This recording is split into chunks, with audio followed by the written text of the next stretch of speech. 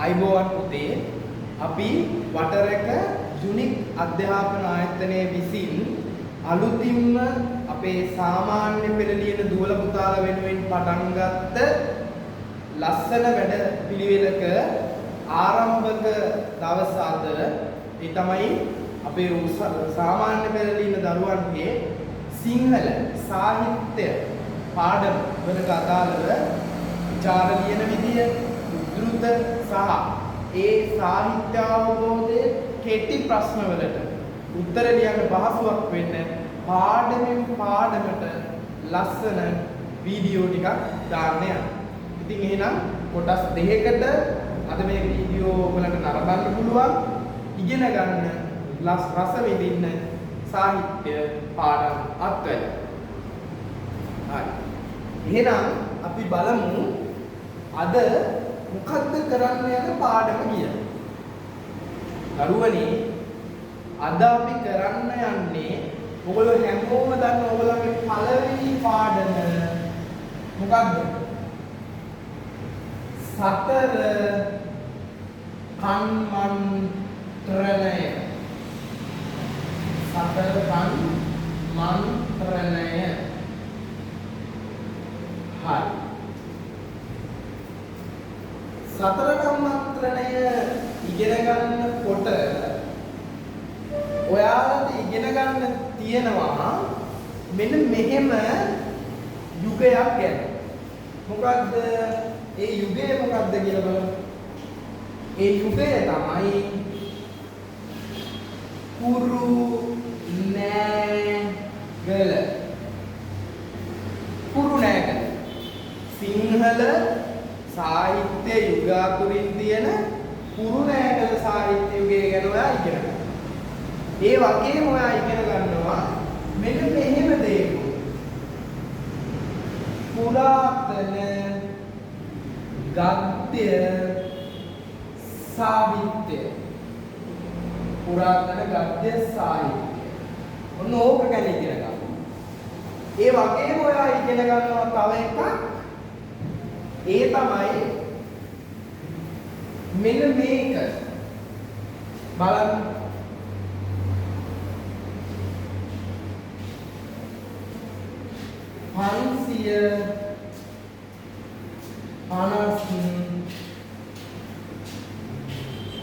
ජාතක පොත. ඔන්න ඔය ටික. 550 ජාතක පොත ඉගෙන ගන්නවා. ඒකෙන් වෙන එකක් උම්මග්ග ජාතක.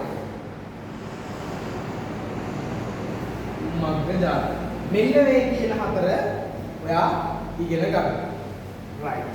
එහෙනම් අපි බලමු මුලින්ම අපේ සිංහල සාහිත්‍යයේ කොටස් දෙකක් තියෙනවා.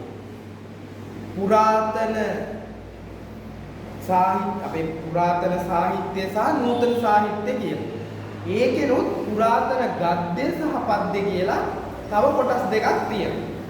එහෙනම් අපි කතා කරන්නේ මුලින්ම මොකක්ද මේ සිංහල සාහිත්‍ය සහ මේ පුරාතන සාහිත්‍ය කියලා කියන්නේ. ඔයා දන්නවද අපි සිංහල සාහිත්‍ය පටන් ගත්තේ කවදාද? ආරම්භ වුණේ කවදාද කියලා. උත්තරයක් දෙන්න බලන්න ඔය බලාගෙන ඉන්නවනම් ඔයගොල්ලෝ කියාවි පටන් ගත්තේ අපේ සිංහල සාහිත්‍යය මෙන්න මෙහෙමයි මෙන්න මෙදායි කියලා. හරියටම පුතේ අපේ සිංහල සාහිත්‍ය පටන් ගත්තේ අනුරාධපුර යුගයේ. කවදායින්ද? අනුරාධපුර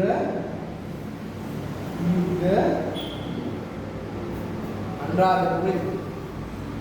එතකොට මේ අනුරාධපුර යුගයේ ඉඳන් ඔයගොල්ලෝ දන්නවා පොළොන්නරුව, දඹදෙණිය, යාපහුව, කුරුණෑගල, ගම්පොළ, මහනුවර කියලා යුග ගණනාවක් පව කරගෙන ඇවිල්ලා සිංහලයේ අවසාන රාජධානිය කියලා සලකන්නේ මොකද්ද?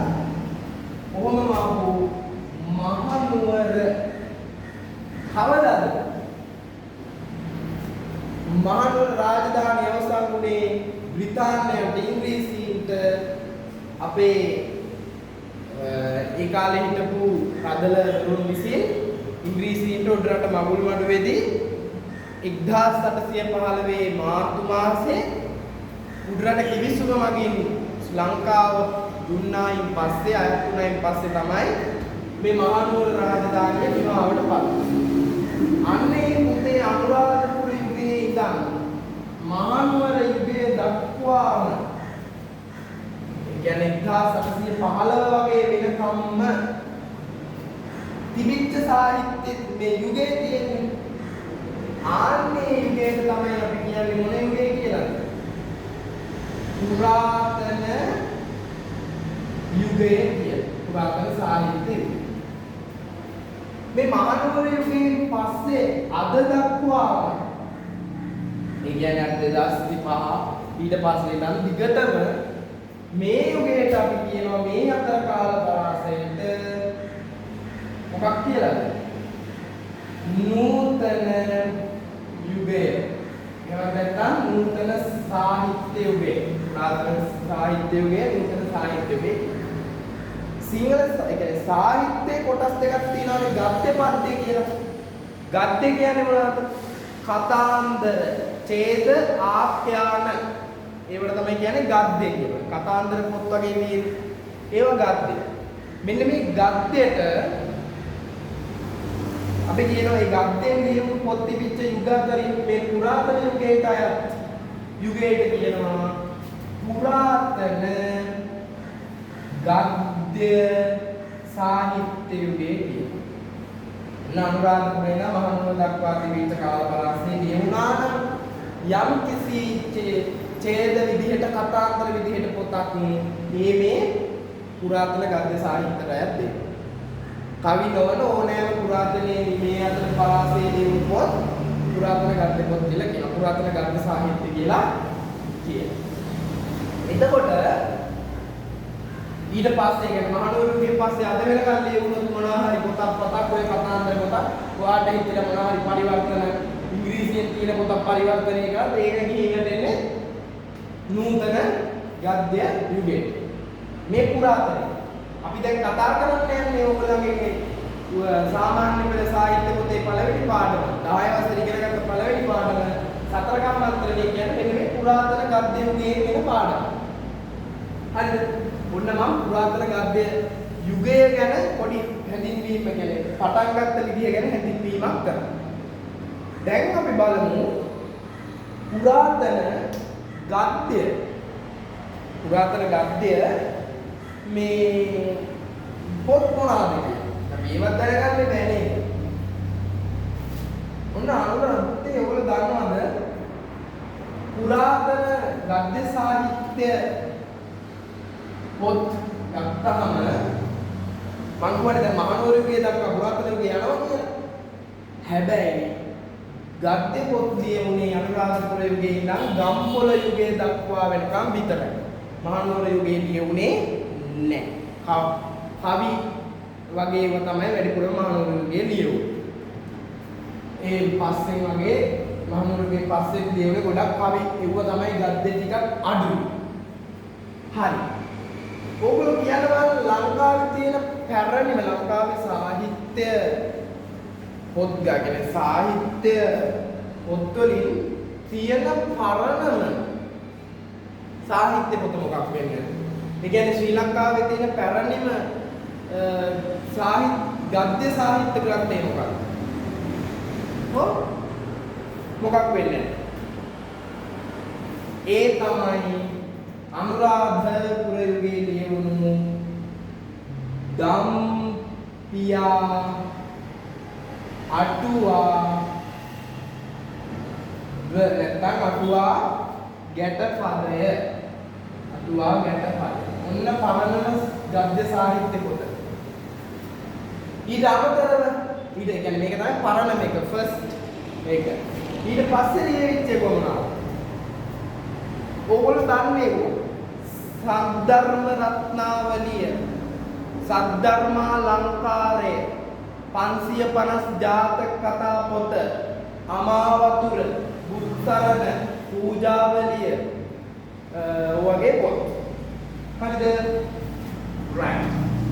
ඔන්න එනම් පුරාතන ගද්‍ය සාහිත්‍ය ගැන ඉගෙනගෙන ඉවරයි. දැන් අපි බලනවා මොකක් ගැනද? මෙන්න මේක ගැන. මම මෙන්න මෙහෙම එකක් ගැන කතා කරනවා කියලා මෙන්න මේ යුගය ගැන. කුරුණෑගල සාහිත්‍ය යුගය. සාහිත්‍ය උගාතරින් තියෙන එක යුගයක් තමයි කුරුණෑගල සාහිත්‍ය යුගය. ඔයගොල්ලෝ හිතන්නේ කීවෙනි යුගයේද මේ? කීවෙනි යුගයේ වෙන්නේ? 4 උදේ සිංහල සාහිත්‍ය උගන්වලින් තිබ්බ 4වන සාහිත්‍ය යුගය තමයි මේ කුරුණෑගල සාහිත්‍ය යුගය කියලා කියන්නේ. දන්නවා? කුරුණෑගල සාහිත්‍ය යුගය තමයි සිංහල සාහිත්‍ය උගන්වලින් තිබිච්ච 4වන යුගය. කුරුණෑගල කියලා කියන්නේ ඔය දඹදෙනිය මේ යුගයේ පැවති වැදගත් උපනගරය කුරුණෑගල. එතකොට මේ කුරුණෑගලට නිකන් නමින්ම නිකන් වෙන අමුත්තක් තියෙනවා නේද? කුරුණෑගල. ඔය වගේ මොකද්ද කුරුණෑගල කියලා කියන්නේ? ඇයි මේකට කුරුණෑගල කියලා කියන්නේ? කියලා ඔයාගේ විභාගෙට අහන්න පුළුවන්. ඔය සාහිත්‍ය පත්‍රයේ කෙටි පත්‍රේ නම් කුරුණෑගල යනුවෙන් හැඳින්වීමට හේතුව කුමක්ද කියලා. එක සැරේ මහුවොත් කොහොම උත්තර? මේක නිසා තමයි මේ දැන් කියලා දෙන්නේ යන්නේ. මේකට කුරුණෑගල කියලා කියන්නේ ඕගොල්ලෝ දන්නවා නුවර පැත්තේ එහෙම ට්‍රිප් එකක් දිහෙන් බලාගෙන යන්න බුදු පිළිමයක් එහෙම තිබිලා ලොකු ගල් පර්වතයක් ඕගොල්ලෝ පහු කරගෙන යනවා නේද ඔය ට්‍රිප් එකේ යන්නේ. ඒක තමයි කුරුණෑගල තියෙන අනන්‍යතාවය. කුරුණෑගල කියලා පෙන්නන්නේ යන්නේ තියෙන ඒ පර්වතය. ඒ පර්වතය පුතේ හරියට දන ගහගෙන ඉන්න හස්තියෙක්ගේ ඇතෙක්ගේ අලියෙක්ගේ වගේ ඒ හැඩය. ආන්නේ නිසා තමයි මේ කුරු කියන්නේ අලි සම්බන්ධව පාවිච්චි වෙන වචනය. හරිද? ඒ නිසා තමයි මේකට මේ පර්වතයේ අලියෙක්ගේ හැඩේ නිසා මේ කුරුණෑගලට කියනවා තව නම් කුරුණෑගල හඳුන්වන්න තව නම් පාවිච්චි කරනවා. මොනවාද? ඒ නම් මතක තියාගන්න විභාගෙට අහනවා. අර හස්තියෙක් වගේ නිසා හස්ති ශෛල පුර. නැත්තම් මේක තව ටිකක් සරල කරොත් හස්ති සේල පුර. මේ මුකුත් දන්නේ නැත්තම් කවුරු හරි කෙනෙක් එයාට මතක තියාගන්න පහසුයි මෙන්න මේවා. ඒ කියන්නේ මේ ඔක්කොම වගේ මතක තියාගත්තොත් හොඳයි. හස්ති නිසා ඇත් ගල උර නැත්තම් ඇතා ගල ඔය කවුරුත් දන්න නම තමයි ඇතු ගල් උර. ඔන්න ඔය නම් පාවිච්චි වෙනවා කුරුණෑගල හඳුන්වන්න. කුරුණෑගල රාජධානිය හඳුන්වන්න. එතකොට මේ කුරුණෑගල රාජධානිය තුර දැන් රාජධානියක් කියන්න රජ කෙනෙක් ඉන්නේ බෑනේ. කවුද දෙය හඳුන්වන්නේ ඉන්න රජු? රජවරුන්ගේ ගොඩාක් රජවරු සෙට් එකක් මෙන්න. හරිද? ඒක රජුන්ගෙන් මේ රාජධානියට විශාල සේවාවක් වුණා. අපි ඒ අතරින් ස්පෙෂල් රජ කෙනෙක් ගැන කතා කරනවා. නිකම් මතක තියාගන්න හිටපු රජුවරු කවුද කියලා. ඒ තමයි දෙවන ගුවනික බාහු රජුව. දෙවන ගුවනික බාහු මට මේව අහන්න පුළුවන් කෙටි ප්‍රශ්න.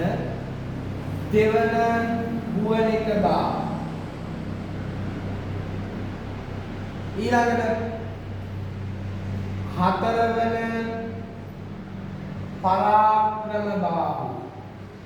දෙවන ගුවනික බාහු, හතරවන පරාක්‍රම බාහු.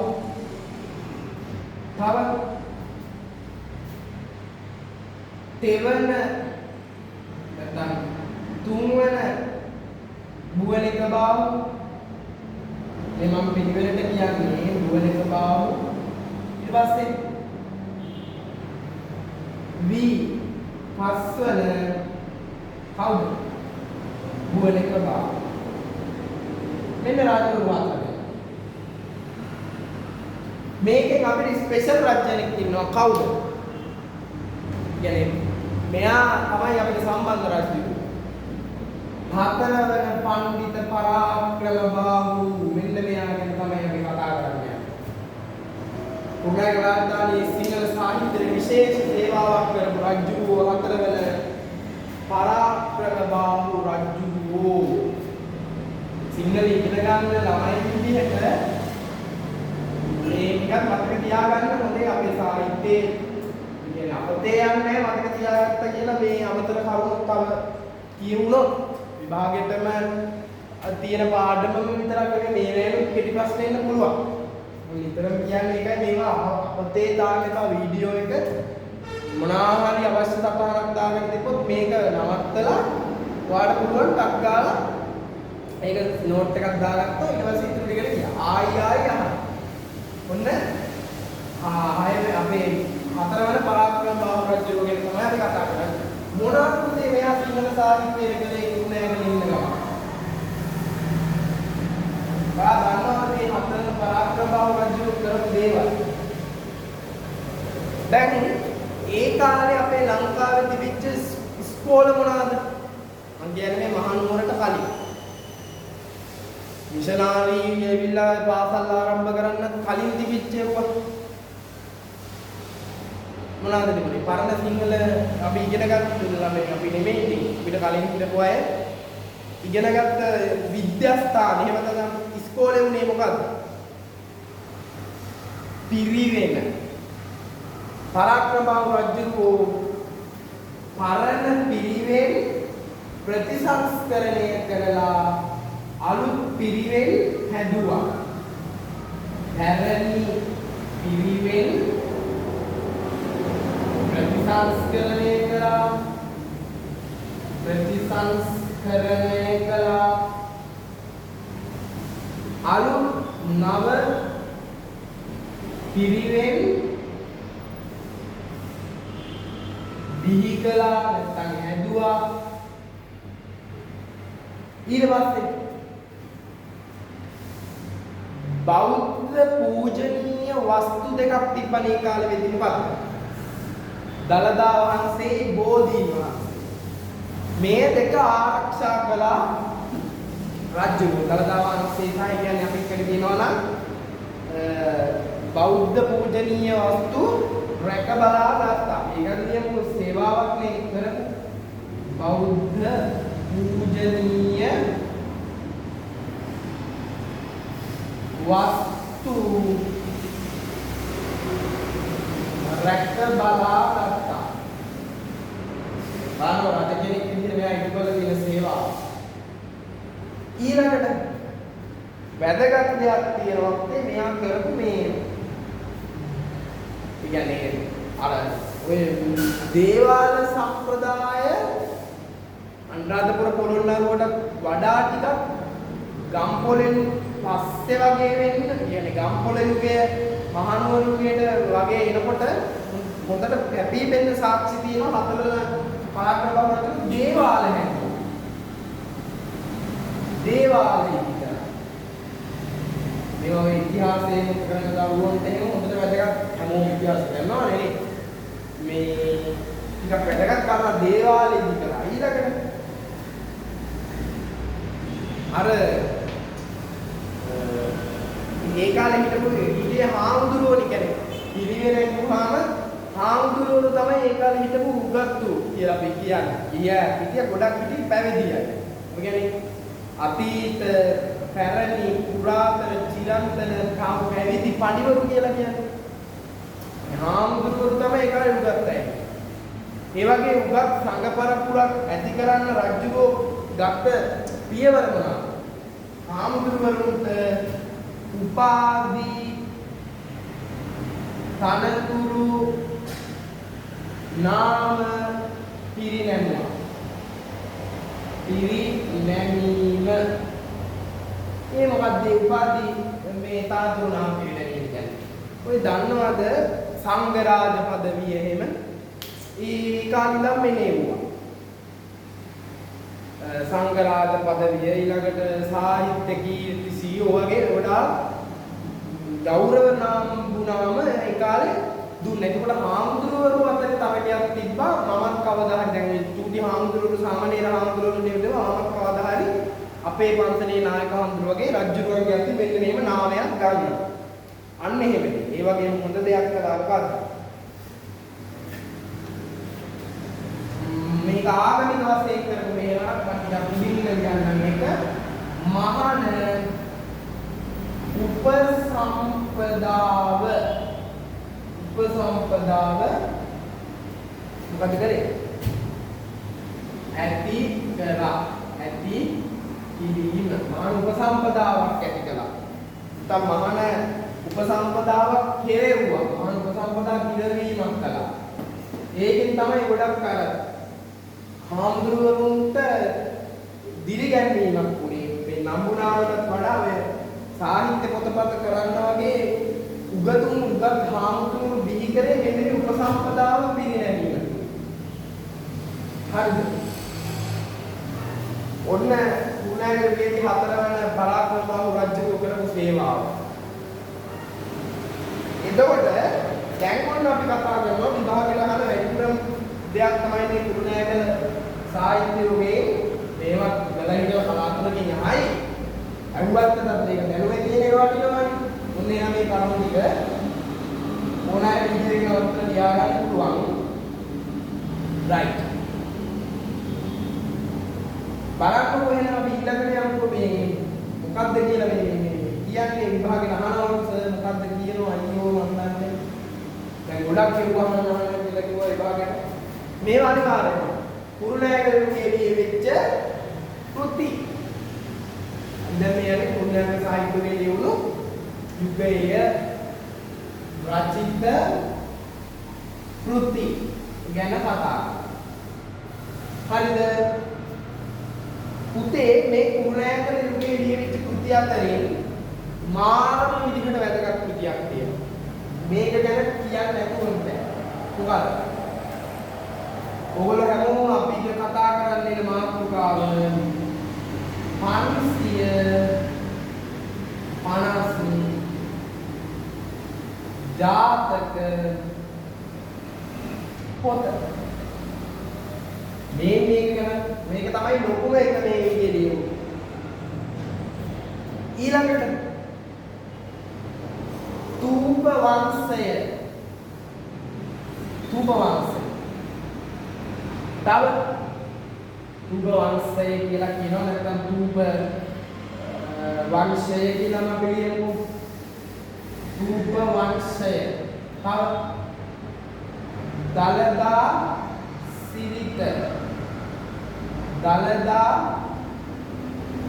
පූජාවලිය. මොකද මේ වෙලේ දලදා මහමුදුර කුරුණෑගල රාජධානියට වැඩම වෙලා ඉවරයි. පූජාවලිය. මම කියන්නේ රජු ආරක්ෂා කළා කියලා. දලදා සිරිත දලදා පූජාවලිය. තව එකක් තියෙනවා මෙන්න මේක සිංහල බෝධි වංශය. සිංහල බෝධි වංශය. තව එකක් තමයි ඔයගොල්ලෝ අනාගත වංශය. දන්නවද දන්නේ? මේවා නම් විභාගේ නාම දෙකක් තුනක් මතක තියාගන්න. අනාගත වංශය. තව මම කියන්නේ නැහැ ඔයගොල්ලෝ පතලව ගන්න කියලා. නැත්තම් උම්මව්ද ජාතකයේ කියන වෙනම පොතකුත් මේ යුගයේ ලියවිලා තිබුණා. මම ඒක කියන්නේ හේතුව ඔයගොල්ලෝ මේ පාඩම ඉස්සරහට යද්දී තියෙන කරුණුත් එක්ක පතල ගන්න නිසා. තව ඔයගොල්ලෝ ප්‍රසිද්ධ පොතක් දාන්න පොතක් තියෙනවා. ඒක ලියුනේ කුරුණෑගල. මම මේක අහලා තියෙනවා කියන සඳ කිඳුරු දාකව ඕමු ඔන්න පොත්. හරි. ඔන්න පොත් ටික යන්නේ ඉව ඩොක්ටර් දාගන්නවා මේ කරගෙන යමු. 550 ජාතක පොත, තූප වංශය, දලදා සිරිත, දලදා පූජාවලිය, සිංහල බෝධි වංශය, අනාගත වංශය, සඳ කිඳුරු දාකව. ඊළඟට මම කිව්වනේ අපිට තිබුණු පරණම ඉස්කෝල සම්ප්‍රදාය තමයි පිළිවෙල කියලා. අහන්න පුළුවන් කුරුණෑගල යුගයේ පැවති පිළිවෙල නැත්නම් විද්‍යාස්ථාන දෙකක් නම් කරන්න. ඕ ඒ විදිහට අහන්න පුළුවන්. මොනවාද બોලේ එහෙම වුණා. දන්නවද? රජුරුව හදපු පිළිවෙල. කුරුණෑගල ශ්‍රී පරාක්‍රම බාහු පිළිවෙල. පරාක්‍රම බාහු පිළිවෙල. ඊළඟ තව එකක් කළා මොකක්ද? කැලණියේ ගතාලා පිළිවෙල. නම කියන්නේ කැලණියේ උනාට මේක පිළිවෙල කැලණියේ නෙමෙයි නේ. කැලණියේ ගතාලා පිළිවෙල. උන්න මේ කාලේ තිබිච්ච පිළිවෙල. ස්කෝල් කැලණියේ ගතාලා. තව ගඩලාදෙණියේ සද්ධර්ම තිලක පිළිවෙල. ගඩලාදෙණිය නුවරට ළඟයි. ගඩලාදෙණියේ සද්ධර්ම තිලක පිළිවෙල. සද්ධර්ම තිලක පිළිවෙල. තව මොනවාද පිළිවෙල? තව එකක් මතක තියාගන්න පුළුවන් එකක් බලන්න. ගඩලාදෙණියට වල්ලපු වැඩ. ලංකා තිලකයේ සෙනෙවිලි රත්. ලංකා තිලකයේ අපි කියන්නේ ලංකා සෙනෙවිලි රත්. ලංකා සෙනෙවිලි රත් පිළිවෙල. ඔන්න පිළිවෙල. ඔන්න පිළිවෙල ලිස්ට් එක ඔක වැදගත්. අහන්න පුළුවන් ගැහුවොත් ඔය ලේසියෙන් මතක තියාගන්න පුළුවන්. ඩබලක් මොකක් කරේ මතක තියාගන්න. ගඩලාදෙණියේ සද්ධර්ම තිලක පිළිවෙල, කැලණියේ ගතාලා පිළිවෙල, කුරුණෑගල ශ්‍රී පරාක්‍රම බාහු පිළිවෙල. කෝට්ටේ යුගය ගැන ඉගෙන ගත්තත් ඔයගලන්ට කියලා දෙයි. ඔයගේ කියලා දෙනවා කොහොමත් අපි ඔයගේ පිළිවෙල කියනවා. මේවා වැදගත් යුග ගැන මතක තියාගන්න. right. ඔන්න එහෙනම් ඒ කාලේ තිබිච්ච පිළිවෙල. ඊළඟට කියලා දෙන්න යන්නේ කුරුණෑගල සාහිත්‍යයේ මේ සිංහල ඉගෙන ගන්න අපිට ඇයි මෙච්චර මේක මේ මෙච්චර තියෙන්නේ ඉගෙන ගන්න. ඇයි මෙච්චර කුරුණෑගල වටින්නේ? කුරුණෑගලේ තියෙන විශේෂතාව මොකක්ද? ඔන්න දැන් අපි ඒක කියන්නේ.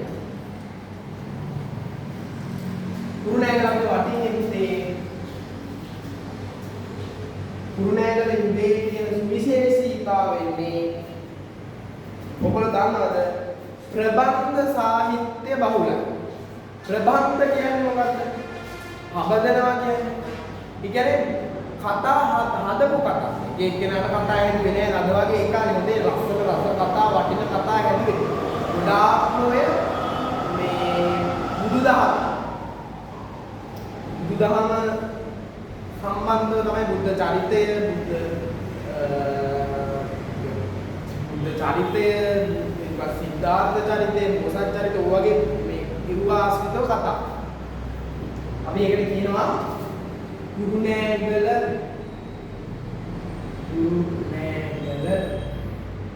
සාහිත්‍ය. නිකන් නෙමෙයි, සාහිත්‍ය විභවයේ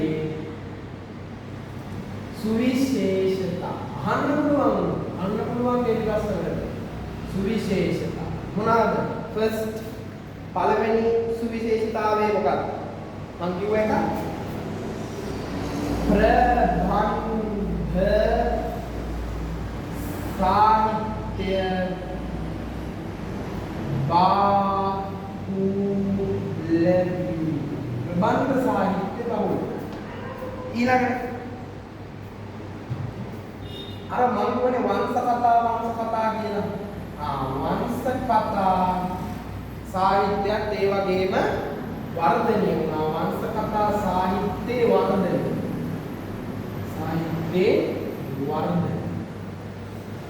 next ඊළඟට බලන්න.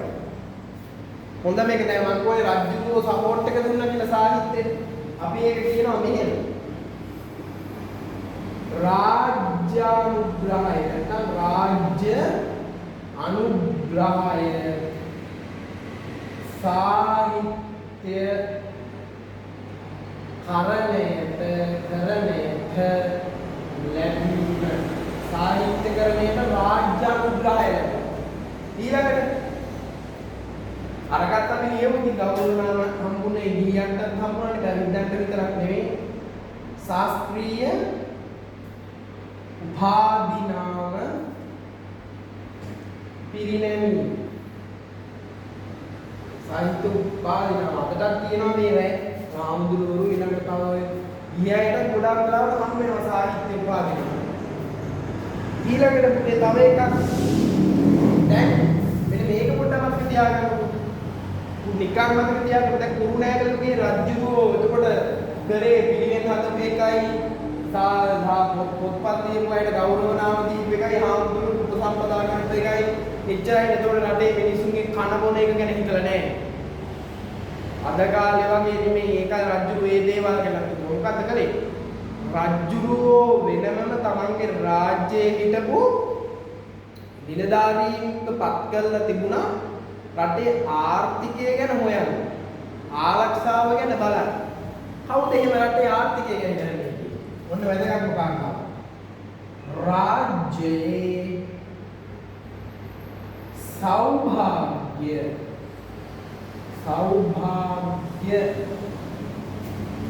සෞභාග්‍ය උදෙසා මහා ඇමති මහා ඇමති ගේ මැදිහත්වී මේ මහා මාත්‍යවරයා තමයි රජුරුවන් පත් කරලා දෙන්නේ රටේ සෞභාග්‍ය උදෙසා කියන්නේ ආර්ථික ආරක්ෂාව ඒ සම්බන්ධව සමාජ සාජීවනයේ ඔය කොම් විශේෂ බාර දීලා තිබ්බේ කාටද මහා ඇමති ඔන්න කුරුණෑගල සාහිත්‍යයේ තිබිච්ච විශේෂතාවය ලියා ගන්න පුළුවන් දෙකක් කියන්නේ ප්‍රබන්ධ සාහිත්‍ය බව වුණා වංශ කතා සාහිත්‍ය වර්ධනය වුණා රාජ්‍ය අනුග්‍රහ සාහිත්‍ය ක්‍රමයක ලැබුණා ශාස්ත්‍රීය උපාධිනාම පිළිවෙලට වගේ කියන්න පුළුවන් උඩ බලාගෙන මේක ඉස්සරහට ගෙදී right ඊළඟට අපි දැන් ඔන්න කුරුණෑගලගේ ගැන ඔක්කොම කතා කරලා අපි යනවා දැන් අපේ මාතෘකාව ඔන්න දැන් වැඩියට එන්ටර් වෙන්න යන්නේ ටිකෙන් ටික පියවරෙන් පියවර මොකද අපේ මාතෘකාව ඒ තමයි 550 ජාතක පොත මම කියවනේ කුරුණෑගල ලියවුණු ස්පෙෂල්ම විශේෂම පොත 550 ජාතක 550 ජාතක කොහොම බලන්න මම නිකන් කියන්න 550 ජාතක මම මුලින්ම කියන්නකො නිකන් මේ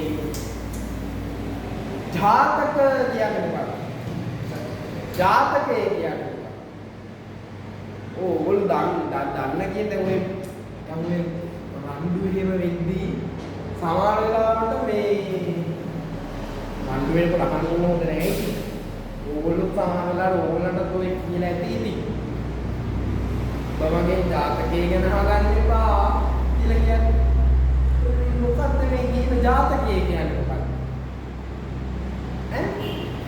මොකක්ද උත්තර කියන්නේ හදාගන්න දාන්න මොකක්ද ජාතකය කියන්නේ කියලා ඔය කියන ජාතකය මොකක්ද කියන්නේ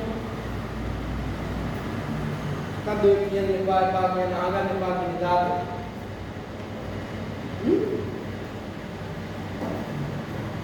ජාතකය කියන්නේ පුතේ ඉපදී කියන්නේ උපදිනවා කියන්නේ උප්පත්තිය කියන එකනේ ජාතකය කියන්නේ. එතකොට මේ විදිහේ ජාතකය පොතට පෙරලලා කාගේ ජාතකයේ වෙන කාගේවත් ජාතක අපිට වැඩක් නැහැ. අපිට වැදගත් වෙන්නේ කාගේ ජාතකයේද? මේ කියන්නේ බුදුරජාණන් වහන්සේගේ බුදුරජාණන් වහන්සේගේ ජාතකය තමයි දැන් මේ පොතේ යන්නේ. මොකද්ද බුදුහාමුදුරන්ගේ ජාතකය කියන්නේ? මොක ලස්සන පාලියෙන් කියනවා ජාතම් භූතං පුරා වුත්තං භගවතෝ උබ්බචරියං කායාති කතේති ජාතකං. බුදුහාමුදුරනේ භාග්‍යවතුන් වහන්සේගේ නැත්නම් බුදුරජාණන් වහන්සේගේ පෙර භවය ගැන කියවෙන කතා වෘත්තාන්තය තමයි ජාතකය නැත්නම් ජාතක කතා කියලා කියන්නේ. ඒ විදිහට බුදුහාමුදුරුවන්ගේ පෙර භවයේ සිද්ධ වෙච්ච සිදුවීම් තියෙන කතා ටික කියන්නේ බුදුහාමුදුරු බෝසතාණන් වහන්සේ පාරමී පුරන කාලේ අර කියනනේ සාරා සංකේය කල්පලක්ෂයක් පුරා පාරමී පෙරම් පිරුවා කියන. ඒ සාරා සංකේය කල්පලක්ෂයේ සිද්ධ වෙච්ච බුදුහාමුදුරු බෝසතාණන් බෝධිසත්වයන් වහන්සේ ඉපදිච්ච ආත්ම තිබුණනේ. ඒවා ගැන තියෙන කතා තමයි මේ ජාතක කතා කියලා කියන්නේ. අවුවත් සරලව ජාතක කතා කියන්නේ මොකද කියලා බෝසතාණන් වහන්සේගේ පෙර භවය ගැන කියවෙන කතා ඇතුළත් කතා පුතාන් වල තමයි ජාතක කතා කියලා කියන්නේ. හරිද? සංගම මතක තියාගන්න. එතකොට 550 ජාතක කතා පොත. ඉතින් මේක කුරුණෑගල යුගයේ ලියුණා. ලියුනේ කොහමද? කවුද ලියුනේ? ලියුවේ දැන් ලියුවේ කවුද කියලා ඇහුවොත් මම එතෙන්ට පස්සේ එන්නම් මොකද මේ කතාවම කියාගෙන මම කොහොනේ ඒ කාලේ රජුරෝ රාජ අනුග්‍රහය දුන්න කියලා සාහිත්‍ය කරන්නේ 550 ජාතක කතා පොත ලියන්නත් ඒ මැදිහත් උනේ රජුරෝ තමයි. කොහොමද? රජුරුවන්ගේ හිටියා ඇමති මණ්ඩලයේ ඇමතියෙක්. අපි යාට කියනවා කවුද? මොන ඇමති කියලා කියන්නේ මොකද දැන් මේ වෙනකොට දන්නවත් ඇති. රජුරෝ කිව්වා සාහිත්‍යකරණය කරන්න කියලා. පොතපත ලියන්න රජුරෝ නියෝග කරලා තියෙන්නේ. මෙන්න මේ ඇමති වීරසිංහ ප්‍රතිරාජ කියලා කියනවා. සමාවමයාට ප්‍රතිරාජ කියනවා. වීරසිංහ ප්‍රතිරාජ අමාත්‍යවරයා ආරාධනාවෙන් මේ වීරසිංහ ප්‍රතිරාජ ජනතගේ ආරාධනාවෙන් බහුකර්තෘ මණ්ඩලයක් නැත්නම් බහුකෑලියෝනේ නැහැ කර්තෘ මණ්ඩලයක් විසින් සම්පාදනය කරේ මේ 550 ජාතක කතා. ඒ කියන්නේ එක්කෙනෙක් නැහැ. මේ අමතිවරයාගේ ආරාධනාවෙන් හතරවන පරාක්‍රමබාහු රජුරුවන්ගේ පණ්ඩිත පරාක්‍රමබාහු කියලා කියනවා මෙයාට රජුගේ උපදේශ පරිදි එයාගේ අමාත්‍ය මණ්ඩලයේ වීරසිංහ ප්‍රතිරාජ නැත්නම් වීරසිංහ ප්‍රතිරාජ අමාත්‍යවරයාගේ ආරාධනෙන් බහුකර්තෘ මණ්ඩලයක් කර්තෘ මණ්ඩලයක් විසින් ගෲප් එකක් දැන් ඒ කියන්නේ එතන එක්කෙනෙක් නෙමෙයි ගොඩක් අය හිටියා. උගත්තු වියත්තු ගොඩක් අය හිටියා. විසින් මොකක්ද මූලාස්ත උනේ? ඒ කියන්නේ දැන් නම් ඔය හිතුමනාපෙට පොත් දිනනවනේ. දැන් ඔන්න මේ මම මෙහෙම ඉන්නවා ඔන්න මට එක සැරේම අද රෑ මතක් වෙනවා විදාගෙන ඉඳි පොතක් ලියන්න ඕනේ කියලා මම උඩ උදේ ඉඳන් පොත ලියනවා. එහෙම ඒ කාලේ පොත් ලියවුනේ නෑ. ඒ කාලේ කොහොමද පොත් ලියවුනේ? කලින් මොනවා දෙයක් තිබිලා ඒ දේ හෙල්ප් කරගත්තා. ඒ කියන්නේ ඒ දේ උපයෝගී කරගත්තා, මූලාශ්‍ර කරගත්තා, පාදක කරගත්තා, පාදනම් කරගත්තා. මේගොල්ලෝ මේ මණ්ඩලේ මොකක්ද මූලාශ්‍ර කරගත්තා, පදනම් කරගත්තා පොත. මොකද පොත? පාලියෙන් මේ ඒ කාලේ ජීවිලා තිබෙන බුදුහාමුදුරුවන්ගේ පෙරාත් ගැන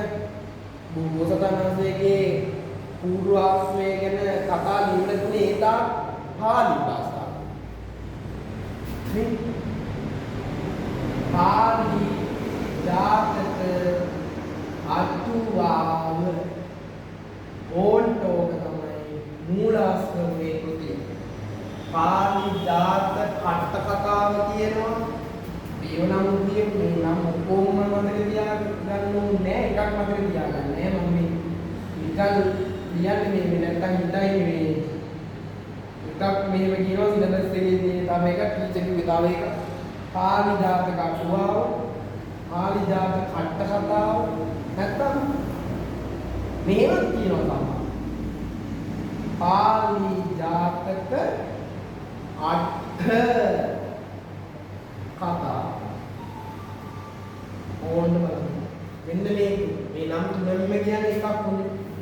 550,000 මුදල් කියන්නේ මූලාශ්‍ර වෙච්ච කෘති. පද මේ බහුගත මණ්ඩලේ පදනම කරගත්ත මේක. යාචක අටුවා. ලියලා තිබුණේ පාලි. මේගොල්ලෝ සිංහලෙන් ලිව්වා. ලිව්ව පොත මොකක්ද? 550,000. ඇයි දෙයියේ මේකට 550 කියන්නේ? ඒ කියන්නේ ජාතක කතා කීයක් තියෙනවද? 550ක් තියෙනවා. නෑ. ඇත්තටම 550 ජාතක පොතේ තියෙන්නේ මුළු ජාතක කතා ගාන කීයද? 548යි. අප්දේ එහෙනම් 550 කියලා කියන්නේ මොකටද කියලා කවුරු හරි අහනවා. පිස්සුද කියලා. මොකක්ද දෙන්නේ? මෙහෙම කියන්න බෑනේ පුතේ පොතක නම 547 ජාතකේ නැත්නම් 500 මෙහෙම කියවෙන්නේ ඒ නිසා කිව්වා අපි ඒකට විශේෂ නමක් ඝන පූර්ණයෙන් යුතුව පොතේ නම කියවමු කියලා. මොකද මේ ඝන පූර්ණයෙන් යුතුව පොතේ නම කියවමු. මම මේ කෑල්ලම කළා කියන්නම් බලන්නේ නම ඝන පූර්ණය කළා කියන්නේ ඝනක් වලින් ඉගෙන ගන්නවා ආසන්න 10ට වටේීම. ඝනක් එතකොට ඒ කාලේ මේ 547 ආසන්න 10ට වැටෙනවා වෙන්නේ 550. ඔන්නෝම තමයි නම කිව්වේ 550. මෙහෙම කළාට අපි කියනවා මොකක් කියලාද? ඝන පූර්ණය කළා. ඔය ඝන පූර්ණය කිරීම ගොඩාක් ශාසන සම්ප්‍රදායේ තියෙනවා නිකන් බලන්න උපසම්පදා උත්සවයකදී නැත්තම් වස් සමාදන් වෙලා වස් කටින ජීවනයේ පිළිගන්න වෙලාවකදී වගේ එහෙමත් නැත්තම් ඔය පිරිතකදී හරි පිරිත්වලදී බොහෝ වෙලාවට තියෙනවා මේ එතන ඉන්න ඕන නියමිත හාමුදුරුවෝ ප්‍රමාණයක්. හැබැයි ඒ හාමුදුරුවෝ ප්‍රමාණය අපි හිතමු 100යි 100ක් වඩම්ම ගන්න බැරි නේද? එහෙනම් ඉන්නේ හාමුදුරුවෝ 20යි නම් ඉතිරි 80ටම සමහරවිට මල් වට්ටි 80ක් තියෙනවා. ඒකට ඒක සලකන්නේ ඝන පූර්ණේ වෙනවා. නැත්නම් අටපිරිකර 80ක් තියෙනවා. ඒ හිතන්නේ එතකොට ඝනේ පූර්ණේ වුණා. මේ ඝන පූර්ණේ වචනේ එහෙම පොඩ්ඩක් ඔය මේ ඊයේ පෙරේද එහෙම ඇහුණා. මේ පාර්ලිමේන්තුවේ සමහරවිට ඉන්න මන්ත්‍රීවරු සංඛ්‍යාවෙන් ඝන පූර්ණේ තිබිච්ච නිසා අහවල් සම්මත වුණා. අහවල් පනත කියන ඕන කියන මේක හරියි. ඝන පූර්ණේ කියන වචනේ තියෙනවා අපේ ඉදිරියට අදවර්තමානයේ තියෙන අනාගතේලා තියෙනවා. ඔන්න ඒක මතක තියාගන්න ඕන. ඔක්කොම ජාතක කතා තියෙන 547යි 550 කියලා කියන්නේ ඝන පූර්ණේ කරන්න මේ පොතට පුතේ අපි විශේෂ ආමන්ත්‍රණයක් දෙනවා. මට කියන්න බලන්න අපි වහන්සේ කියන්නේ කාටද? ඕ මෙහෙම යම්මලා බයින්දි වලට ගුණ වහන්සේලා කියලා කියන එක වෙනම කතාවක්. වහන්සේ කියන්නේ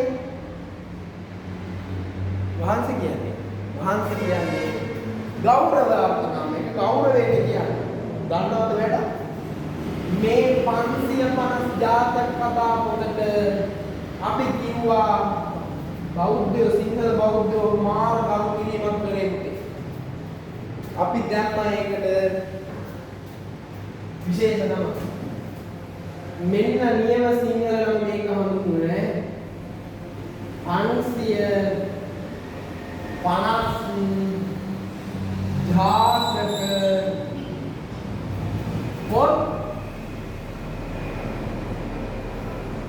වහන්සේ කියලා ගෞරවාර්ථයෙන් ගෞරවයක් දුන්නා මේ පුතට. ඇයි මේක තියෙන්නේ බුදුහාමුදුරු පාරමී පෙරමුම් සම්පූර්ණ බෝධිසත්ව කාලේ කතා නිකම් පොතක් කියලා නෑ.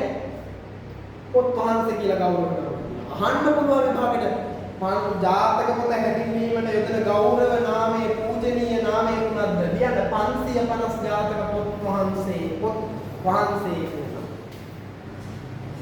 මොනවාද පොත් ගෞරවයෙන් වහන්සේ කියලා හඳුන්වපු දේවල් දෙකක් තියෙනවා අපි ළඟ මොනවාද? අපි දන්න දෙකක් තියෙනවා. ඔයගොල්ලෝ දන්නවද සමහර ගෙවල් වල ඕගොල්ලෝගේ ගෙවල් වලත් ඇති සමහර නැතුවත් නැති. මේක තුනක් තියෙනවා කියලා මතක තියාගන්න. ඒකෙන් එකක් මේක ඉතුරු දෙක. මම මේ පොත් දෙක ඇහිලා තියෙනවා කියන්නේ. ත්‍රිපිටක පොත් වහන්සේ ඇහිලා තියෙනවා.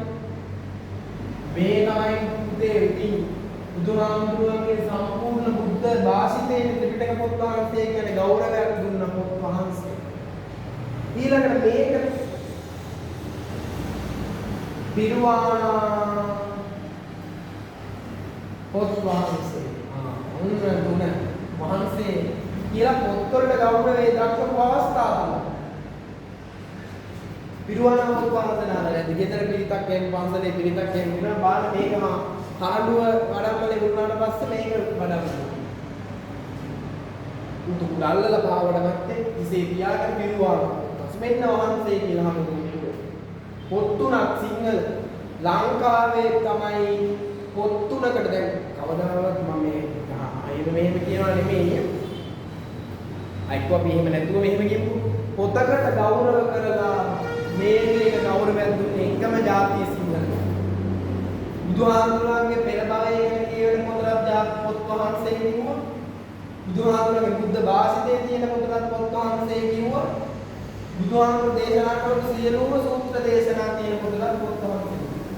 මම මේ තුනම යන්නේ සාහිත්‍ය තමයි. නමුත් බෞද්ධාර කියන්නේ ඒ තරම් සිංහලයට බෞද්ධාගම මිශ්‍රණය වෙලා සම්මිශ්‍රණය වෙලා. ඔන්නේ නම් ගෞරව නාමයේ 550 පොත් වහන්සේ. ඊටවල මම කිව්වා නේ අපි නිකන් ඔළුවේ හදාගමු සමරි එකක් මේක සම්බන්ධව සාරාංශය 500 උන්නෑගල සාහිත්‍යයේදී තමයි 550 ජාතක කතා පොත ලියුනේ.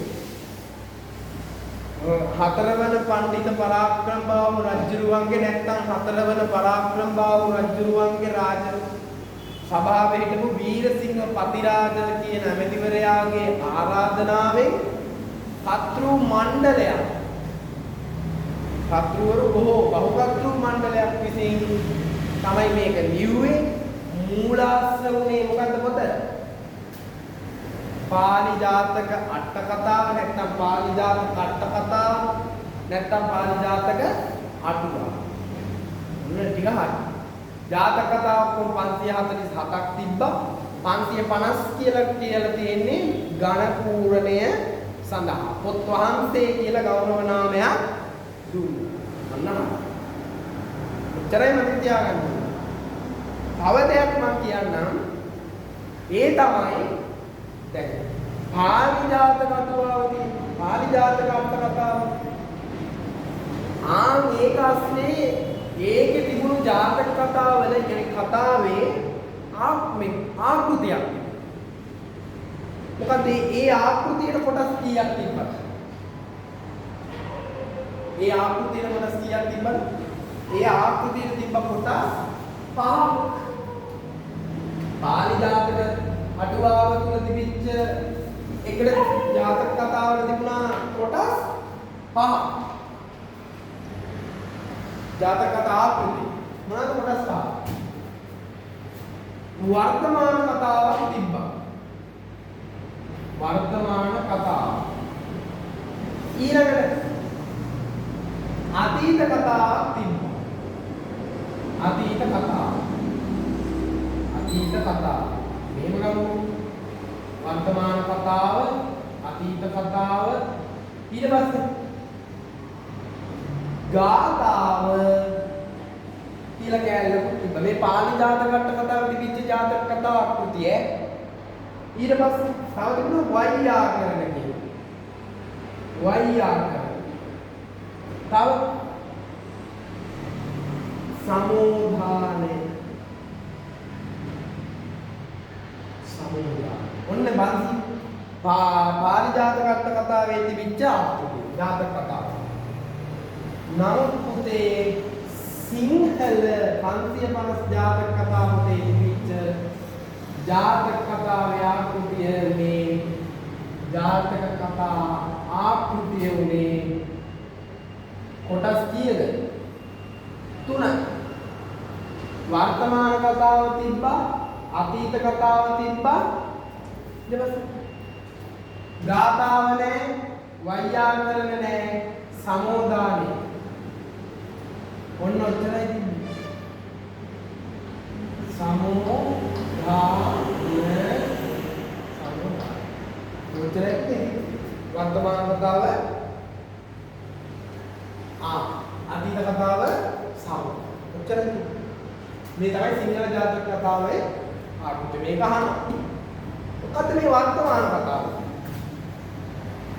දැන් බුදුහාමුදුරුවන්ට ඒ කාලේ සිද්ධ වෙච්ච සිදුවීමක්.